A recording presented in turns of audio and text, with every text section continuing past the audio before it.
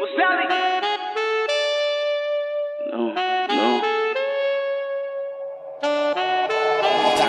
no. Hey guys, hope you guys are doing really well, and then thank you for tuning in.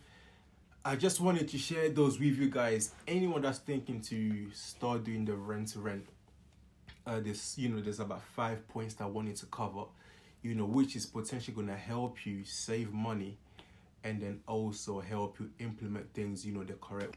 So yeah, as I was saying to you guys that this video just aimed to help anyone that wanted to start the rent to rent or hasn't started yet, and then this could potentially help you to save money, perhaps in training or get the wrong deal or anything like that. So point number one, I will say to you guys, anyone that's thinking to jump into the rent to rent game, you have to be, before you make a decision to start doing it or even go to any training, anything like that, you need to be emotionally balanced. So what I mean by that, a lot of people that want to start like the rent to rent game or any property strategy, they're highly emotional. So they're not thinking right, they're logical, because when you're emotional, your logical sense really goes down. So most people, they won't think about the proper precaution before starting the business because they're very emotional. So once they get into the game, they start seeing things that was unexpected, and then that push them off the guard, and then that can lead to a lot of other things. So the key aspect before you jump into any property strategies, the most common one, the popular one, is rent to rent, because is low money to get in. There's not many requirements behind you as a person to get in.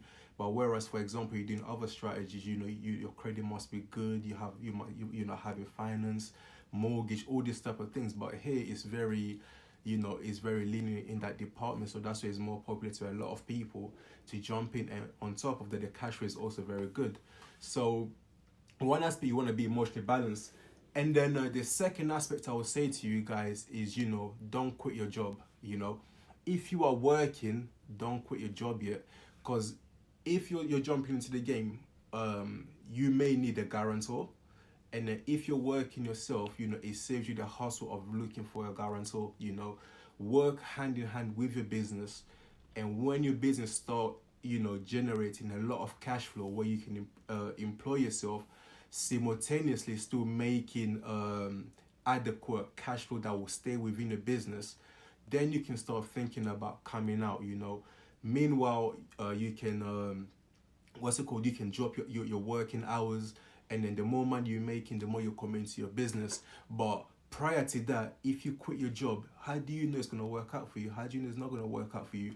And then you also put yourself in a lot of pressure, when you quit your job, to jump on this full time. You still got bills to pay. If you got kids, you got to feed your kids. If you got missus, hubby, whoever you have, you still got to look out for them. So you put yourself in a lot of pressure rather than focusing on your business. And any money that your business makes, you automatically extracting it out to cover your living expenses, and then that might put your business in a very unhealthy position. That's why when you go to letting agents, you go to many landlords, they say, oh yeah, this strategy never worked out for me, it burned me, because a lot of people, they're seeing it from a very emotional point of stance. When you go to you watch seminars online, you watch a lot of trainers, they'll say to you, come in, you can get a property, start cash flowing, and you can leave your job. But there's so many mechanics along the way that they don't tell you. And when you come in, you start identifying these mechanics, and then you think, you know what, I need money coming in. Then you start to get into a very desperate position where you can cause a lot of errors and then hurt other people along the way. So I would say, if you're employed, stay within it, and then work hand in hand. Once you start cash flowing right, then you can start making adjustments to your to your future. I was fortunate. I was already unemployed. That's how I went in straight away. But from now, watching the masses, how everyone's performing, you can definitely do it working, working, and then also doing your rent. And then point number 3 that I would say is unrealistic expectation. Unrealistic expectation. What I mean by that is, people will just say to me, you know what, Napa, once I get the property, I can start doing this. Once I start getting the cash flow. Once you get your property, right, there's so many things. At the end of the day, guys, if you look at it, in a hindsight, you're running a business, right? A lot of people a lot of people can think, you know what, let me jump into the rent to rent, let me call the agents. You have one avenue of lead generation. And if that avenue is not working out for you, and then you don't have any other ways of getting a deal, and most people, okay, they'll call agents to get a deal and send letters, and these two avenues that are working out for you, as a business owner, you're running your operation, you must start thinking about different ways to start implementing your business, right? So you must know a bit of marketing, and then also sales, right?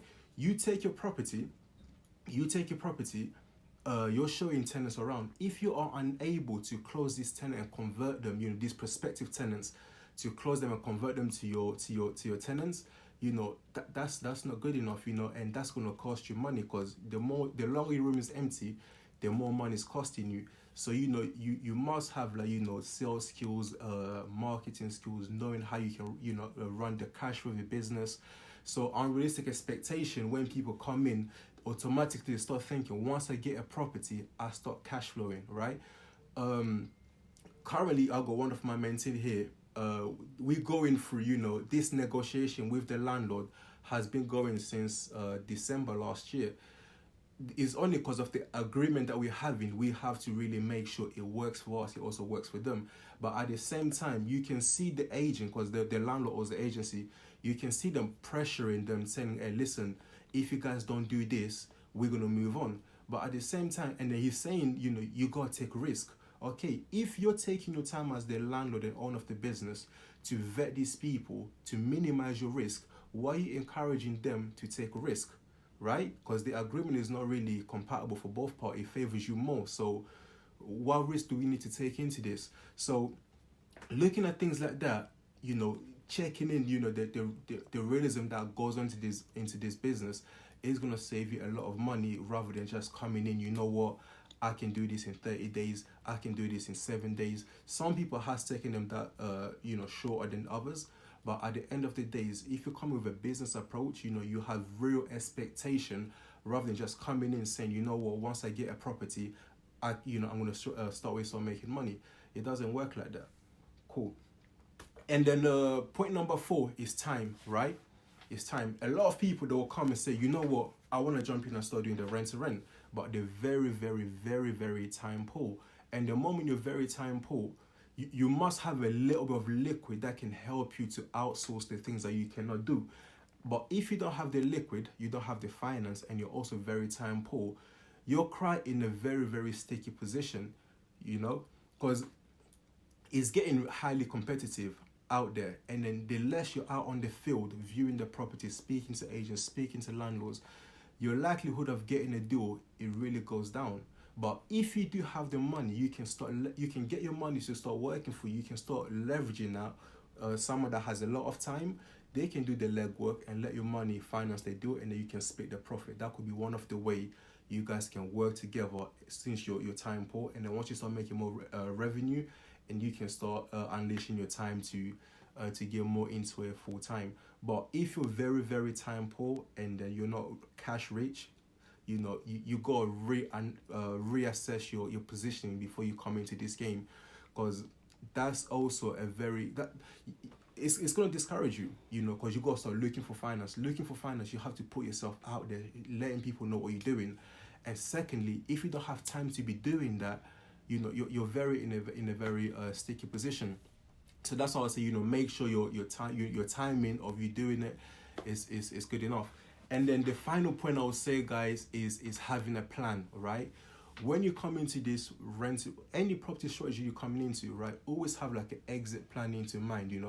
Am I doing this for long term? Am I doing this just to get cash flow and move forward and go to do something else? Whatever you're doing, just make sure you have a plan into hand, because having a plan into hand can also help you, plan your rent-to-rent career or journey way better than just coming in, what, I'm gonna make money and then just get the hell out. Because when time gets difficult, how would you maneuver that? How would you work that out? Because you haven't really planned anything concrete into your hand that's gonna help you with your business. So for instance, I've been doing it since 2015, and then I believe 2017. Then I have a hiccup, and then I bounced back. Then I came in, but my objective is to do. Once I said I'll do it for 3 years, and then jump into to start doing buy to let. I had my plans into place, and then that also allowed me to plan my journey better. There's no if I'm happy, for example, with 5K cash flow, I'm gonna stick to that. There's no point of me getting more properties because I want to start moving to do other things.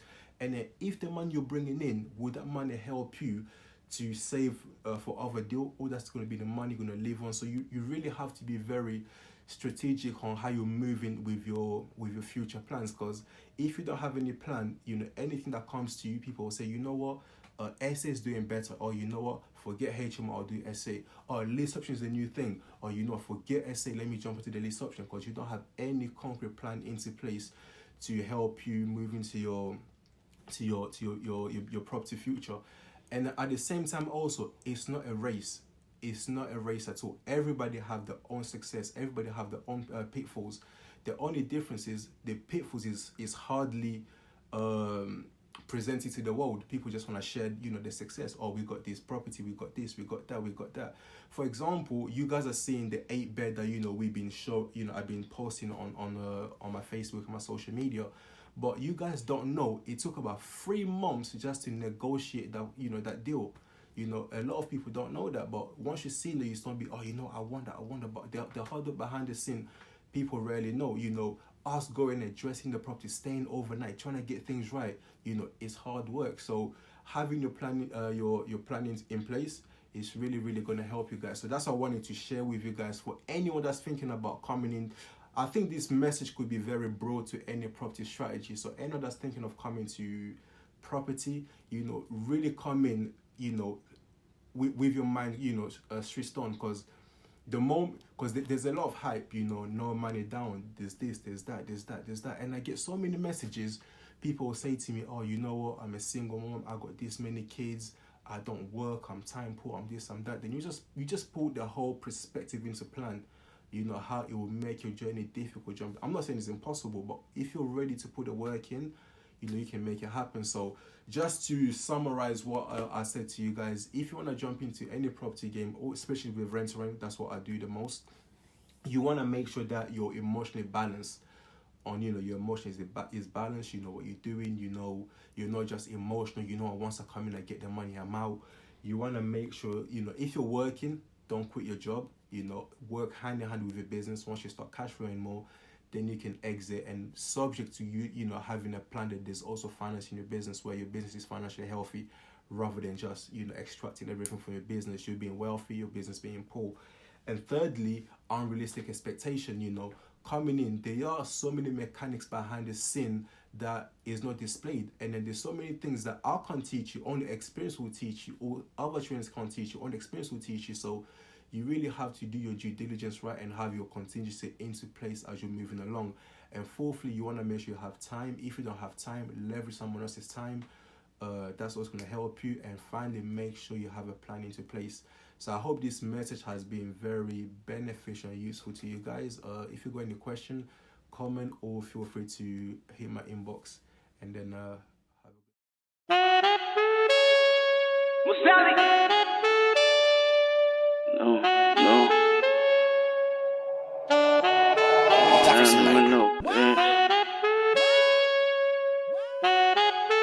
Bottles in, keep it. She don't keep it moving. I said, fuck it.